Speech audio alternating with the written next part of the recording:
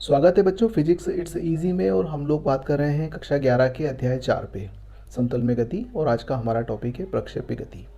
तो आइए प्रक्षेप्य गति की परिभाषा देख लेते हैं। तो यदि किसी वस्तु को हम गुरुत्व के अधीन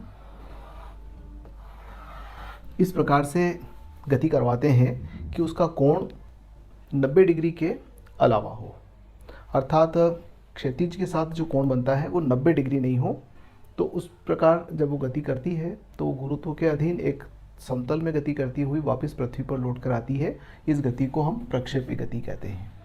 जैसे एक वस्तु को यदि हम पृथ्वी से ऊपर की ओर उछालेंगे इस प्रकार से, तो ये कोण 90 डिग्री का हुआ, तो ये वस्तु ऊपर जाकर वापस पलट के नीचे आ जाएगी। हम कह रहे हैं कि इस गति को हम अवॉइड करेंगे, यानी कि कोण को 90 डिग्री के अलावा अन्य कोण पर किसी भी वस्तु को हम गुरुत्व के अधीन फेंकेंगे। तो माने कि हमने किसी वस्तु को प्रारंभ में इस वेग से u वेग से फेंक दिया और क्षैतिज के साथ थीटा कोण बनाते हुए फेंका है। तो यदि किसी वस्तु को, ये क्षैतिज है और ये ऊर्ध्वाधर अक्ष है, इस अक्ष को हम नाम देते हैं x अक्ष और इस अक्ष को नाम देते हैं y अक्ष। तो किसी वस्तु को क्षैतिज के साथ थीटा कोण बनाते हुए प्रारंभिक वेग u से जब हम उछालते हैं तो हमारा साधारण अनुभव कहता है कि वो वस्तु इस प्रकार की गति करती हुई वापस पृथ्वी पर लौट आती है। ठीक, तो उसका ये जो पथ होता है ये प्रक्षेप्य का पथ कहलाता है। उसकी इस गति को हम प्रक्षेप्य गति कहते हैं। तो इस प्रक्षेप्य गति के बारे में हम लोग बात करने वाले हैं। तो जब u वेग से उसको थीटा कोण बनाते हुए फेंका गया तो हम इस गति के प्रारंभिक वेग के दो घटक बना लेते हैं। एक क्षैतिज घटक होगा, उसका नाम होगा u cos थीटा, और ऊर्ध्वाधर घटक होगा, ये होगा u sin थीटा। तो u का क्षैतिज घटक u cos थीटा और ऊर्ध्वाधर घटक हुआ u sin theta. u x से अगर इसको प्रकट करें तो वो हो जाएगा u cos थीटा, और इसको u y से प्रकट कर दें तो ये हो जाएगा u sin थीटा। अब यहाँ पर देखें, जब कोई वस्तु गुरुत्व के अधीन गति करती है तो उस पर केवल एक ही बल लगता है और वह है गुरुत्वाकर्षण का बल, और उसकी दिशा ऊर्ध्वाधर दिशा होती है। तो ax को तो हम 0 कह सकते हैं क्योंकि x अक्ष के अनुदिश कोई भी त्वरण नहीं है, और त्वरण है y अक्ष के अनुदिश, और चूंकि वो ऋणात्मक y अक्ष के अनुदिश त्वरण है, यानी कि गुरुत्वाकर्षण का बल सदैव नीचे की ओर लगता है, तो ay को हम -g से प्रकट कर देते हैं। तो ये ay का मान हो गया। अब माना कि कुछ समय में ये वस्तु इस बिंदु पर आ जाती है, O से चलकर P बिंदु पर आ जाती है। P बिंदु पर इसका वेग हो जाता है v। ठीक, तो इस v को हम दो घटकों में विभाजित करें, एक तो v cos थीटा और एक v sin थीटा। ये बिंदु P है, तो ये वाला घटक क्या होगा, v cos थीटा। vx घटक हो जाएगा v cos थीटा भी नहीं कहेंगे हम, एक्चुअली यहाँ पर ये कोण जो है, सपोज अल्फा है तो v cos अल्फा, और vy बराबर हो जाएगा v sin अल्फा। यहाँ पर इस v के घटक हो गए, ये vx और ये vy हो गया। अब आप देखिए कि जब वस्तु इस दिशा में इस घटक से आगे की ओर बढ़ रही है u cos थीटा से, और त्वरण नहीं है, तो फिर हम कह सकते हैं कि vx गति के प्रथम समीकरण से वो हो जाएगा ux प्लस ax गुणित t समय में यदि यहाँ तक आती है तो, और vx बराबर ux यानी कि u cos थीटा, और ax 0 है तो इसको हम 0 लिख सकते हैं, मतलब vx बराबर हो गया u cos थीटा। यानी कि t समय के बाद में जो वेग होगा उसका x घटक तो वही होगा, ठीक, जो प्रारंभिक वेग है, क्योंकि त्वरण नहीं है। अब यहाँ क्या होने वाला है, यदि इसे हम देख लें तो vy बराबर हो जाएगा uy प्लस ayt, यानी कि vy बराबर आप लिखोगे u sin theta minus gt।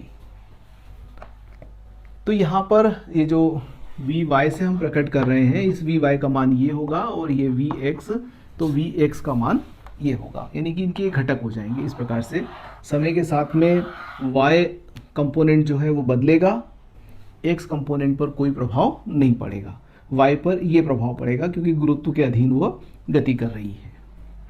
अब बात कर लेते हैं कि इसकी स्थिति क्या होगी। तो माना कि यह एक्स दूरी तय कर लेती है, ये वाली दूरी एक्स है और ये जो है ये वाई है। टी समय में एक्स अक्ष के अनुदिश एक्स दूरी तय करती है और वाई अक्ष के अनुदिश वाई दूरी तय करती हैं। तो एक्स बराबर क्या लिख पाएंगे हम, एक्स बराबर लिख पाएंगे you x T plus 1/2 A x T square. गति का द्वितीय समीकरण s बराबर U T plus half A T वर्ग। तो x बराबर यू एक्स का मान कितना है, u cos theta into T, और ये शून्य है तो इसको लिखने की आवश्यकता नहीं है, तो ये x कंपोनेंट हो जाएगा। अब हम y कंपोनेंट की बात कर लें तो y बराबर क्या लिखेंगे, U Y T minus 1/2 G T वर्ग। मैंने डायरेक्ट लिख दिया है यहाँ पर, या चलो एक बार लिख ही देते हैं, ए वाई टी। तो y बराबर हो जाएगा u sine theta into T minus half जी टी वर्ग। ये y कंपोनेंट आ गया इसका। अब एक काम करते हैं कि ऊपर वाली समीकरण से यहाँ से t निकाल के और यहाँ पुटअप कर देते हैं, यानी कि t का मान यहाँ से निकाल लेते हैं, वो आ जाएगा x बटे यू कॉस थीटा। तो आप t की जगह पर x बटे यू कॉस थीटा लिख दें तो समीकरण बन जाएगी y बराबर यू साइन थीटा गुणित x बटे यू कॉस थीटा माइनस 1/2 जी और x बटे यू कॉस थीटा का वर्ग। यहाँ u कट जाएगा तो y बराबर x tan theta minus half g x square बटे u square cos square theta. ये प्रक्षेप्य पथ का समीकरण कहलाता है कि जो प्रक्षेप्य गति हो रही है इसके पथ का ये समीकरण होगा। यदि इस समीकरण को देखें तो ये समीकरण कुछ इस रूप में है, y बराबर a x plus b x square, y बराबर a x plus b x square. इसका स्वरूप कुछ इस प्रकार से है, देखिए x ये a को रिप्रेजेंट कर रहा है और यहाँ x वर्ग है, तो रिमेनिंग टर्म जो है वो b को रिप्रेजेंट कर रही है। इसका मतलब ये हुआ कि ये समीकरण हमारा परवलय का समीकरण है। गणित वाले बच्चे इस चीज़ को जानते हैं, जैसे वृत्त का समीकरण होता है, दीर्घ वृत्त का होता है, तो परवलय होता है।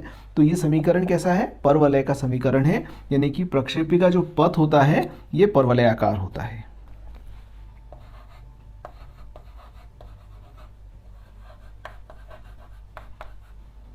परवलयाकार पथ को रिप्रेजेंट करता है। तो इस प्रकार से ये हम देख रहे हैं कि ये जो पथ बनाएगा ये कैसा बनेगा, परवलयाकार पथ बनेगा। तो हमने बात किया है कि प्रक्षेप्य गति किसे कहते हैं, प्रक्षेप्य के दौरान जो प्रारंभिक वेग होगा उसके घटक क्या होंगे, त्वरण कौन सा क्रियाशील होगा। उसके बाद में इन दो समीकरण का तो मैं सोचता हूँ कोई विशेष उपयोग नहीं है, क्योंकि हम इस अल्फा के बारे में साइलेंट हैं, कुछ बात नहीं कर रहे हैं। पर हमें ये ज़रूर समझना होगा कि किसी समय के बाद में, टी समय के बाद में उसका जो वेग होगा वो एक्स कंपोनेंट ये हो जाएगा और उसका वाई कंपोनेंट ये हो जाएगा। इसके बाद में जैसे जैसे प्रक्षेप्य आगे बढ़ेगा वैसे समय के साथ में एक्स का मान किस रूप में बदलेगा और वाई का मान किस रूप में बदलेगा। फिर इन दोनों समीकरण की सहायता से हमने ये सिद्ध कर दिया कि प्रक्षेप्य का जो पथ होता है वो परवलयाकार होता है। अगले वीडियो में हम लोग बात करने वाले हैं कि एक तो इसकी रेंज क्या होगी, एक अधिकतम ऊंचाई क्या होगी और इसका उड्डयन काल क्या होगा। तो इन तीनों महत्वपूर्ण बातों पर हम अगले वीडियो में बात करते हैं। धन्यवाद।